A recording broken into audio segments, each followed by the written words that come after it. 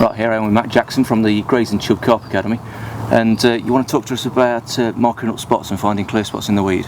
Right. So what do you normally do then?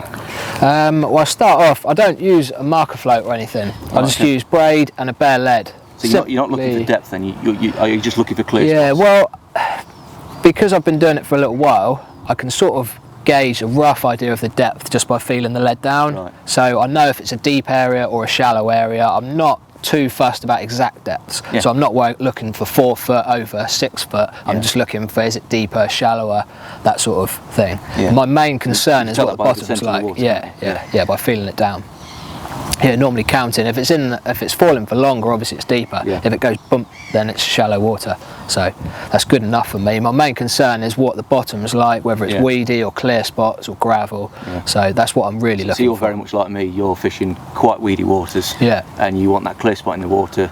You don't care whether it's 4 foot or 8 foot. Yeah. As long as it's clear. Yeah.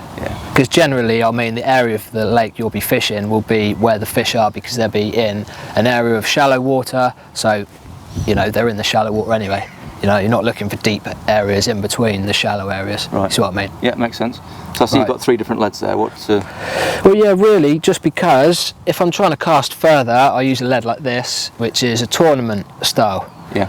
Because it casts the furthest. I mean, it's not going to be the greatest for feeling the bottom's features, but it does cast the furthest. Right. So if I'm not casting so far, I'll change the lead shape. Okay. I might move to something like this, simply because there's more surface area along the bottom, so you'll just feel. What's this? And this is more of a dumpy style. That's more of a dumpy style lead. So when that goes across the gravel, you can feel it more because there's more weight on that little area. Yeah. Okay, that makes sense.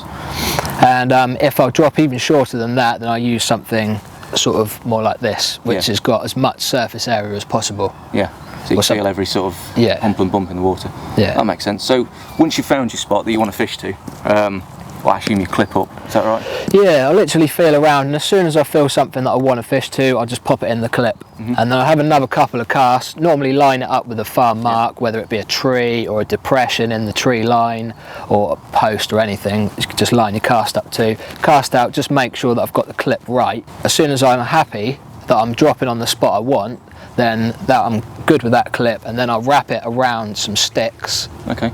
So that I get the amount of wraps I need. So how far do you set the bank stickers apart? Is it 12 foot one rod length? Yeah, whatever rod I'm using. If I'm using a 12 foot rod, then I'll set them 12 foot apart. If I'm using a 13 foot, 13 foot. Right. It doesn't really make any difference. It's just a place to put your sticks.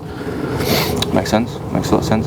And what do you do with that? Is that just for that session, you just sort of remember that, or do you sort of scribble that down at all? I will definitely scribble it down. Yeah. I mean, I've made the mistake when I started doing it of finding spots and not writing them down, and then you'll catch fish off it, or you won't fish it for whatever reason. You'll fish a different spot and you'll come back into that swim at a later date, and you won't know where the spot is, and you'll think, why didn't I write that down? So now I've started writing them down. I simply take a little black book with me, and every time I find a spot, whether I fish it or not, a patch of gravel, a hole in the weed, a silt seam, anything, I write it down.